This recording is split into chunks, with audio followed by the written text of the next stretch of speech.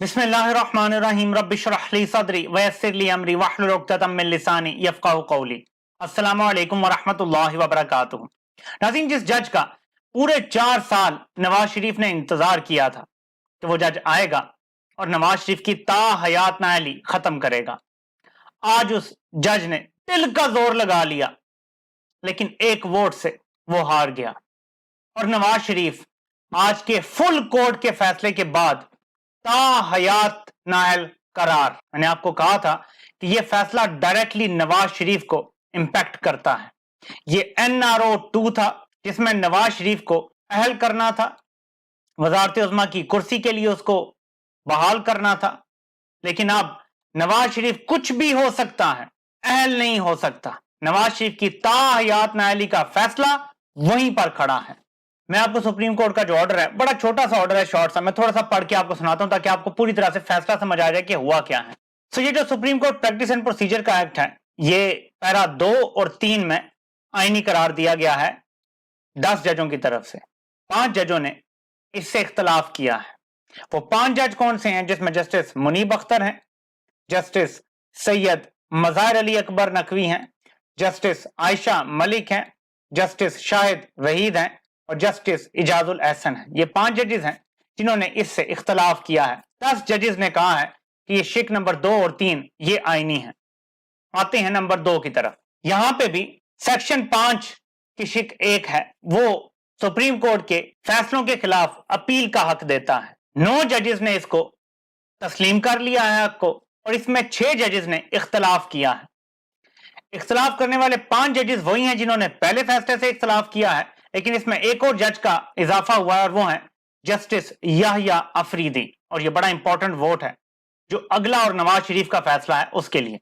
और नंबर 3 जो सबसे अहम शिक है, जो शिक 5 का हिस्सा 2 है, एक तो हिस्सा 1 है ना जिसको 9-6 से दुरुस्त करार दिया है, लेकिन इसको 8-7 की मेजॉरिटी से गलत करार दिया गया है। जी हां, नवाज शरीफ को दोबारा अहल करने की जो खास शिक डाली गई थी इस कानून में कि उसे अपील का हक मिले, रेट्रोस्पेक्टिवली मिले, ताकि वो आज से 5-6 साल पहले के भी किसी केस की अपील कर सके, उसमें 8 जजेस ने फैसला दिया है कि ये गैर आईनी है। 7 जजेस ने कहा है कि ये आईनी है, हमारे ताहयात कायद को जरूर अपील का हक मिलना चाहिए। और मैं उन जजेस के नाम आपको जरूर बताना चाहता हूं कि ये वो जज हैं पाकिस्तान में अदलिया के नाम पे, इंसाफ के नाम पे, कानून के नाम पे कलंक का टीका है। उनके नाम सुनते जाइए। Chief justice Qazi Faez Isa, justice Sardar Tariq Masood, justice Syed Mansoor Ali Shah, justice Aminuddin Khan, justice Jamal Khan Mandokhail और जस्टिस अतर मिनल्ला, और आखिर में जस्टिस मुसरत हिलाली साहिबा। ये 7 जजेस हैं जिन्होंने टिल का जोर लगाया कि हमारे ताहयात कायद को अहल करने वाली शिक बहाल की जाए, लेकिन 8 जज डट गए और उन्होंने कहा कि जो ताहयात नाअहल है, जो बुज़दिल है, जो भगोड़ा है, उसको हम अहल करने के लिए NRO का हिस्सा नहीं बनेंगे। और मैं खास तौर पे जस्टिस याहिया अफरीदी की तारीफ करना चाहूंगा कि गो के वो काजी ग्रुप के जज हैं, गो के वो इसी आईनी ग्रुप के जज हैं जो सबसे बड़ा गैर आईनी ग्रुप है, लेकिन उन्होंने यहां पे स्टैंड लिया है। वो NRO के खिलाफ डट के खड़े हुए हैं और मैं उनको भी सलाम पेश करता हूं, और बाकी जजेस जिन्होंने इसमें डिसेंट किया है उन सबको मैं सलाम करता हूं। तो ये है नाजरीन इस सारे केस की आपके सामने हकीकत। केस को शिक वाइज उन्होंने देखा है, कुछ को पास किया है, कुछ को फेल, लेकिन जो नवाज शरीफ से मुतल्लिक शिक थी और जो पुराने किसी भी केस से, वो फिर इलेक्शन का केस हो या कोई भी, वो अब अपील नहीं हो सकेगी। ताहयात कायद पाकिस्तान आए, सऊदी अरब जाए, UAE जाए, अब कोई फर्क नहीं पड़ता। वो यहाँ के प्रोटोकॉल तो एंजॉय करेगा क्योंकि मिलिट्री एस्टेब्लिशमेंट उसके साथ है, लेकिन अब वो वज़ीर आज़म की कुर्सी पर नहीं बैठ सकता। अब शायद उसकी ये डिमांड होगी कि मेरी बेटी को वज़ारत उज़्मा की कुर्सी दी जाए। देखते हैं कि लाडले की कितनी डिमांड्स मानी जाती हैं। आपने जब तैयारी की हो जस्टिस मुनीब की, जस्टिस इजाजुल एहसन की, और आपको अचानक पेपर में जस्टिस याहिया अफरीदी आ जाए, मैं सोच नहीं सकता था कि काजी गैंग के ये जज याहिया अफरीदी साहब किसी ताहयात नाअहल की बात कर रहा हूं, गुलामी करने से इनकार कर देंगे।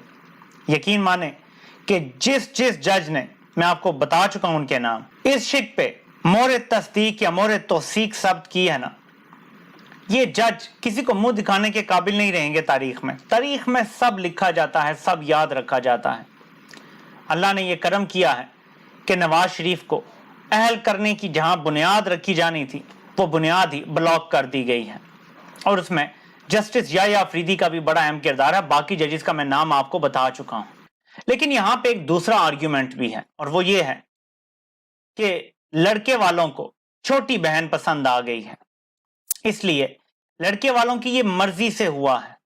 वो नहीं चाहते कि नवाज शरीफ अहल हो, और उन्होंने ऐसे तरीके से गेम डाली है कि नवाज शरीफ के मुखालिफ जजों ने ये शिक ब्लॉक की है, ताकि नवाज शरीफ जब बात भी करेगा कि यार मैंने तुम्हें नौकरी पे लगाया, अब तो मेरी नाल ही नहीं खत्म कर सके, तो वो आगे से ये कहेंगे देखें जी ये तो आपके मुखालिफ जज हैं, ये तो हमारे भी केस होने में नहीं है, इन्होंने तो इलेक्शन का भी फैसला दे दिया था, ये तो दूसरी तरफ खड़े थे। कुछ लोग ये भी आर्ग्यूमेंट लेकर आ रहे हैं। लेकिन जाहिर है कि अभी फैसला होना बाकी है कि आगे इलेक्शन में क्या होता हुआ हमें नजर आएगा। ये तो बात बिल्कुल रोजे रोशन की तरह यहां है कि छोटी बहन लड़के वालों को पसंद है। जिस तरह से शहबाज शरीफ ने चमकाए हैं, मेरे ख्याल में पाकिस्तान की तारीख में इसका कोई तसव्वुर भी नहीं कर सकता। मैं आपको 2019 से वीडियोस में बताता था, जब मुझे पता चला था इसकी मुलाकातें शुरू हुई हैं, कि ये गेट नंबर 4 के बाहर जाता है, वहां जब कोई बाहर निकलता है ना दरवाजा खोलने के लिए, सिर्फ ये उसके भी जूते जुबान से नीचे से चमकाना शुरू करता है, तलवों से। मैं बड़ी सख्त जुबान इस्तेमाल करता हूं, लेकिन ये हकीकत थी। ये आप समझ लें कि आपको समझाने के लिए, क्योंकि आप तो इनके अपने एंकर मीडिया पे बोल रहे हैं कि एक सियासतदान ने जाके जनरल बाजवा के घुटनों को हाथ लगाया।